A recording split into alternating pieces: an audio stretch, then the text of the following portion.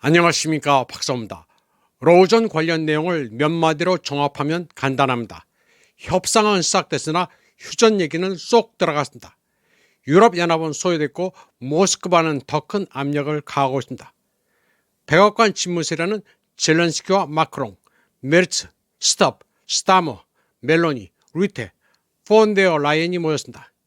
이 장면은 주권국들의 정상회담이라기보다는 트럼프가 CEO로 주재하는 코퍼레이션 웨스트 이사회에 가까웠습니다. 옹기종기 모인 유럽 국가 정상들은 모두 루저입니다. 이때 트럼프가 크렘린에 전화를 걸면서 분위기는 절정에 달했습니다.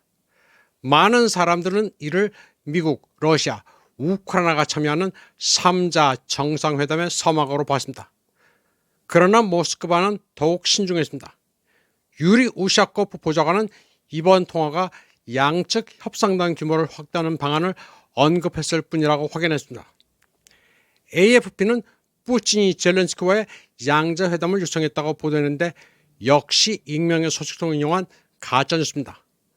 로이터나 AFP 같은 매체는 상식적으로 있을 수가 없는 내용을 기사라고 마구 써가기는 게 특징입니다. 이번 방송에서는 러시아 매체 알티에 실린 레이첼 마스든이란 칼럼니스트의 글을 소개해드리겠습니다. 그녀는 서유럽 기득권 세력이 우크라이나와 미국의 소위 안전보장을 시즈했다고 말했습니다. 그리고 트럼프는 EU를 희생시키면서 우크라이나를 돈벌이 수단으로 활용하는 방안을 찾은 듯하다고 했습니다. 당연히 그 비용은 유럽 시민들에게 직접 전가될 것입니다. 올해 초 평화협정이라는 아이디어가 처음 제기됐을 때 영국과 프랑스는 우크라이나에 3만 명의 EU 병력을 파병한다는 구상을 과장되게 홍보하려 했습니다. 평화유지군을 파병한다는 아이디어였는데 이는 분쟁이 멈춘 상태에서나 가능한 것이었습니다. 원천적으로 불가능했습니다.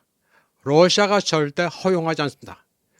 유럽연합 시민들은 여기에 설득되지 않았고 유럽연합 지도자들도 탁상 공론이라는 것을 스스로 알고는 있었습니다. 그러나 서유럽 국가들은 유럽이 자국과 우크라이나의 안보를 보장하기 위해 무기에 막대한 자금을 쏟아부어야 한다는 입체적 수사에 융단 폭격을 했습니다. 우크라이나는 유럽연합에 가입하지도 않았는데 마치 세포라 쇼핑백에 던져진 무료 향수 샘플 취급을 받고 있었습니다. 우크라이나가 EU와 수사적으로 분리될 수 없게 되자 주도권을 잡은 유럽 조커들은 러시아의 유럽 침공 시점을 2030년으로 설정하기 시작했습니다. 마치 새로운 형태의 건강 염려증과 같습니다. 온라인에서 질병에 대한 기사를 읽고 자신이 그 질병에 걸렸다고 스스로 확신하는 것처럼 우크라이나에서 벌어지는 일들을 지켜보는 것만으로도 러시아가 자신들을 침략하고 있다고 믿기 시작한 것입니다.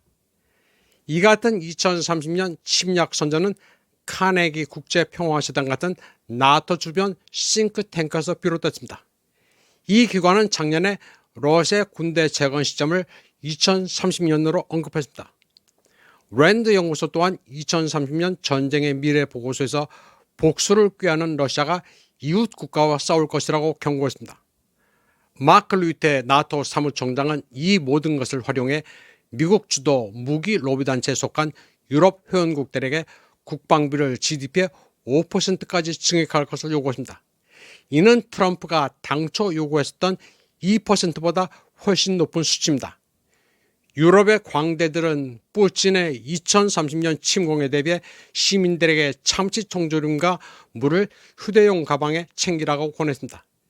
심지어 유럽 방위 자금을 마련하기 위해 시민들이 특별 금융 상품에 투자하자는 아이디어까지 제시했습니다. 레이첼 마스든은 정말 무서운 시대라고 했습니다. 나토를 통해 트럼프 대통령에게 복종하고 GDP의 5%를 무기에 투자하겠다고 약속하는 게 차라리 낫다고 말했습니다. 동네 빵집들은 엄청난 에너지 비용 때문에 바게트를 만들어내는데 어려움을 겪고 있는데 어쩌면 이 모든 것을 삼각 측량하려는 저 광대들의 삶을 좀 더 편하게 만들어주고 대신 총알을 먹는 게 낫지 않겠느냐고 말했습니다. 그러면서 안전보장이라는 허세가 무기 밀매 구실이라는 게 분명해졌다고 말했습니다. 독일이 나토의 새로운 우크라이나 우선 요구 목록 이니셔티브에 따라 미국에서 조달한 5억 달러 규모의 군사장비와 군수품 패키지를 우크라이나에 지원하겠다는 약속을 나토는 환영했습니다. EU의 총애를 받는 종속국인 우크라이나가 이제 EU가 계속 과장 광고하는 바로 그 안전보장을 위해 미국산 무기에 1,000억 달러를 쏟아붓고 있다는 시도도 드러났습니다. 우크라이나는 이제 EU 신용카드로 온라인 도박을 하는 아이와 같다면서 빨간불에 베팅하는 그 모든 칩이 바다 건너 다른 누군가의 주머니로 바로 들어간다고 시작했습니다. 안전보장이란 단어는 이제 유럽이 미국의 군산복합체에 자금을 지원하는 한편 미국은 유럽 납세자들의 세금을 통제하는 것을 의미하는 완곡 어법이 됐습니다. 트럼프 대통령은 유럽이 이러한 보장에 필요한 대부분의 중요한 일을 할 것이라고 분명히 밝혔습니다. 한편 EU 지도자들은 계속해서 자기들만의 선전으로 스스로를 세뇌하고 있습니다. 선출되지 않은 우르줄라 폰데어라이엔 유럽 집행위원장은 평화는 힘을 통해 이루어져야 한다. 우크라이나와 유럽의 필수적인 안보 이익을 보호하기 위해 강력한 안전 보장을 갖춰야 한다고 말했습니다. 군대 안 가본 자들이 힘을 통한 평화란 소리를 많이 합니다. 트럼프는 스스로 초래한 정신병에 탐닉한 이유를 이용해 이익을 취하는데 지나치게 열중하고 있습니다. 트럼프가 그나마 바이든보다 긍정적인 것은 분쟁의 핵심이 뭔지 이해한다는 점입니다. 그는 폭스뉴스 아침쇼에서 문제의 근원이 블라디미르 푸틴 대통령이 취임하기 훨씬 이전부터 시작됐다고 주장했습니다. 트럼프는 러시아나 과거 소련은 적대국이 국경에 있는 것을 원치 않았다면서 만약 당신이 러시아라면 당신의 적대국이 국경에 있는 것을 원하겠느냐? 그렇지 않을 것이라고 말했습니다. 25분간의 인터뷰에서 트럼프는 러시아가 국경에 적을 용납하지 않은 것이 옳았다고 말했습니다. 또 우크라이나의 나토 가입 요청은 러시아에 대한 매우 모욕적인 행위라면서 우크라이나는 결코 그런 요청을 해서는 안 됐다고 말했습니다. 그리고 우크라이나의 지정학적 역할이 러시아와 나머지 유럽 국가들 사이의 일종의 완충지대라고 주장했습니다. 또 크림반도와 관련해서는 러시아 잠수함 기지가 푸틴 시절보다 오래전부터 그곳에 있었다면서 우크라이나가 크림을 되찾는 것은 나토 가입만큼이나 불가능하다고 말했습니다. 트럼프의 이 같은 발언은 우크라이나 분쟁 원인에 대한 러시아의 해석을 대체로 수용한 셈입니다. 그러나 전쟁은 계속됩니다. 미국은 빠지고 유럽이 독박 쓰는 형태로 계속됩니다.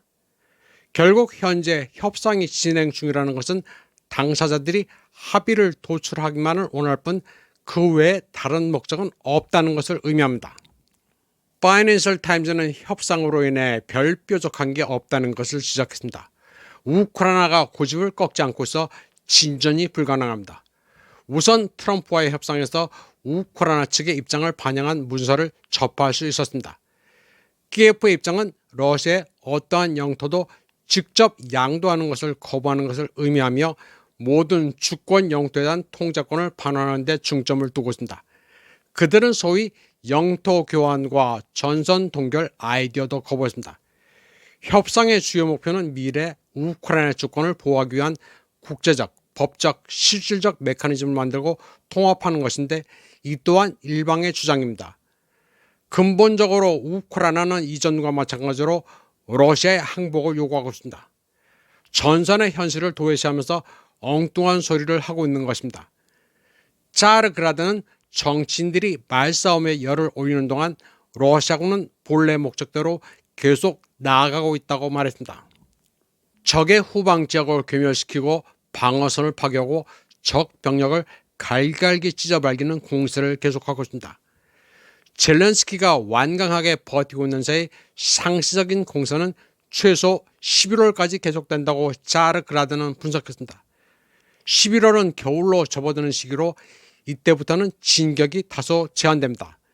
그리고 그때가 되면 봄부터 싸워온 러시아군은 휴식을 취하고 추가 병력을 보강하게 됩니다.